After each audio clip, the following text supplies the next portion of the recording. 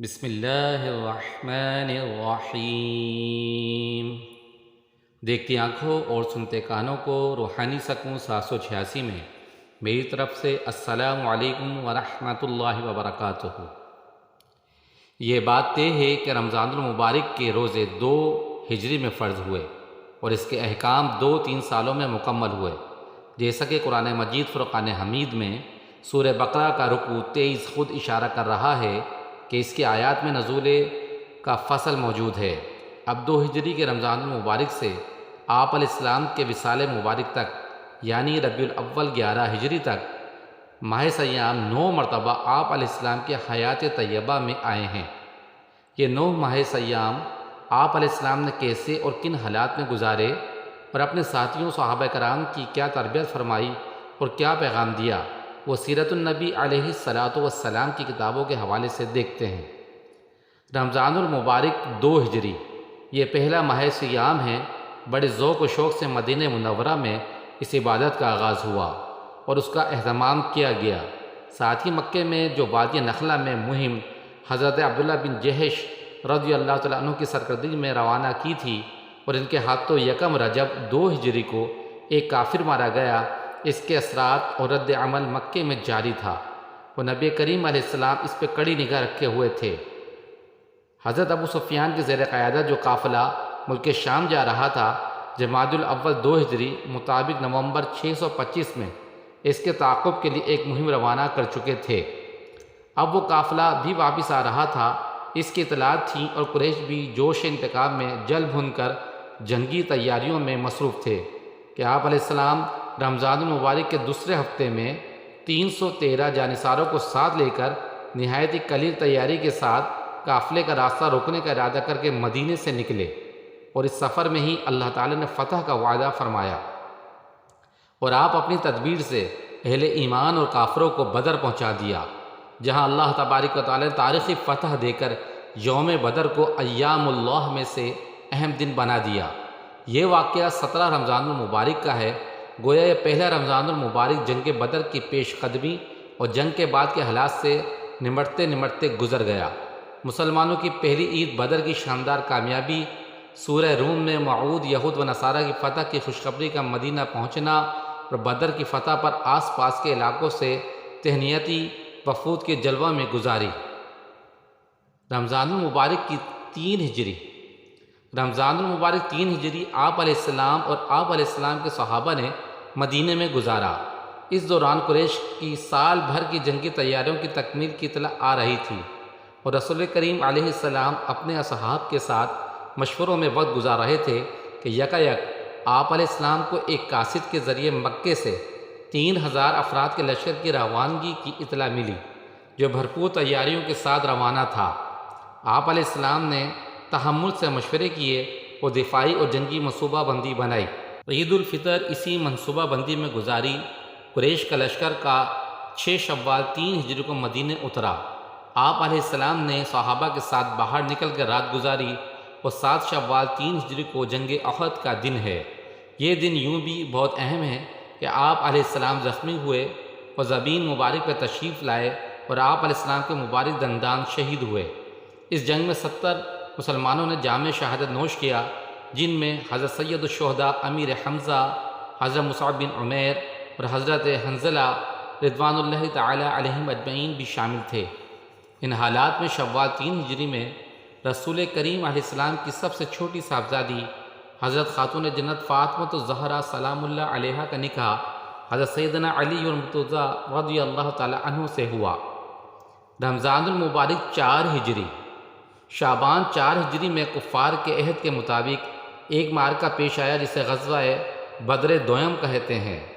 اس میں رسول کریم علیہ السلام بنفس نفیس خود تشریف فرما ہوئے اور واپسی پر رمضان کا ماہ مبارک آیا، جو آپ علیہ السلام نے مدینہ طیبہ میں گزارا۔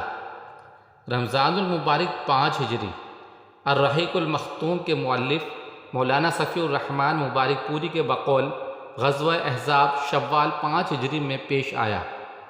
2-3 ماہ قبل سے ہی قریش کی جنگی تیاریوں کی اطلاعات مدینہ منورہ پہنچ رہی تھی۔ عرب بھر سے قریش کے حلیف اتحادی قریش کے لشکر تیار تھے اور مدینہ پر حملے کے منتظر۔ اس پس منظر میں رسول کریم علیہ السلام نے خندق کھودنے کا حکم دیا۔ یہ آپ علیہ السلام کی ذاتی بصیرت کا شاہکار ہے۔ یہ خندق تقریباً 9 کلومیٹر لمبی تھی اور مسلمانوں نے نہایت جاں فشانی سے اس کی کھدائی کی۔ خود رسول کریم علیہ السلام بھی اس میں شریک رہے۔ سردی کا موسم تھا۔ ماہ رجب، شعبان اور رمضان المبارک 5 ہجری کا ایک حصہ اسی تیاری میں گزر گیا اور باقی رمضان المبارک شوال کا مہینہ لشکر کی آمد اور حملے کے خطرے میں گزر گیا۔ شوال میں 28 دن یہ محاصرہ رہا، تاہم کفار کا لشکر بغیر فتح کے نامراد لوٹ گیا۔ یہ مسلمانوں کے لیے بڑی کامیابی تھی۔ یہ رمضان المبارک بھی جنگی تیاریوں اور پہروں کی جلووں میں اور جہاد کے ماحول میں گزرا۔ رمضان المبارک 6 ہجری 2 شعبان کو غزوہ بنی مصطلق کے لیے روانگی ہوئی اور آخری شعبان میں واپسی۔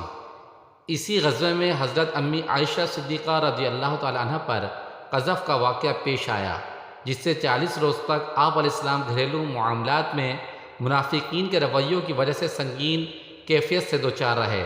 پورا رمضان المبارک اسی طرح ظاہری طور پر ایک طرح کی بے سکونی میں گزرا۔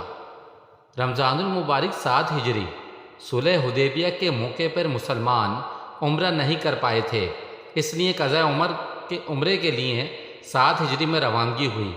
صلح کے بعد امن کا زمانہ رہا اور ہمارے پیارے نبی علیہ السلام نے مدینہ تشریف آوری کے بعد یہ پہلا رمضان المبارک جو نہایت سکون کے ساتھ گزارا اور صحابہ کو روزے کی برکات اور احکامات سکھائے اور 130 صحابہ کو ایک مہم کے لیے مقام میفع روانہ فرمایا۔ رمضان المبارک 8 ہجری رمضان المبارک کی آمد سے پہلے ہی حدیبیہ کا معاہدہ قریش کی بدعہدی کی وجہ سے ٹوٹ چکا تھا۔ حضرت ابو سفیان نے اس کی تجدید کے لیے کوشش کی، مگر رسول کریم علیہ السلام نے ابو سفیان سے ملاقات نہیں فرمائی۔ حضرت ابو سفیان کی واپسی کے بعد آپ علیہ السلام نے جنگ کی تیاری کا حکم دے دیا اور تیاری کے بعد سفر کا آغاز کیا اور 10,000 کے لشکر کے ساتھ مکے کے باہر پڑاؤ ڈالا۔ حضرت ابو سفیان ایمان لے آئے اور پھر نبی کریم علیہ السلام کی مکہ میں فاتح کی حیثیت سے داخل ہوئے۔ بغیر جنگ کے مکہ فتح ہو گیا۔ یہ واقعہ 29 رمضان المبارک 8 ہجری کا ہے۔ 15 دن مکے میں قیام رہا اور اوائل رمضان المبارک ہی سے مکہ روانگی ہو گئی تھی اور ماہ سیام جہاد و جنگ کی کیفیت میں بسر ہوا۔ رمضان المبارک 9 ہجری یہ ماہ سیام سفر تبوک میں صرف ہوا۔ آپ علیہ السلام نے پہلے اس جنگ کی تیاری فرمائی۔ نفیر عام دی 30,000 کا لشکر لے کے مقام تبوک روانہ ہوئے۔ 1 ماہ جانے میں صرف ہوا، 1 ماہ کے لگ بھگ وہاں قیام رہا۔ کیسے روم جنگ میں مقابلے پہ نہیں آیا۔ واپسی کا سفر رمضان المبارک میں ہوا اور شوال کے اوائل میں مدینہ تشریف آوری ہوئی۔ یہ ماہ سیام پورا سفر جہاد میں گزرا۔ رمضان المبارک 10 ہجری یہ ماہ سیام جو آپ علیہ السلام کی وفات سے تقریباً 6 ماہ پہلے آیا، آپ علیہ السلام نے مدینہ منورہ میں گزارا اور چونکہ 8 ہجری اور 9 ہجری کے ماہ سیام میں آپ علیہ السلام مدینہ میں مقیم نہ ہونے کی وجہ سے اعتکاف نہیں رک سکتے تھے، اس لیے آپ علیہ السلام نے پورا ماہ کا اعتکاف کیا۔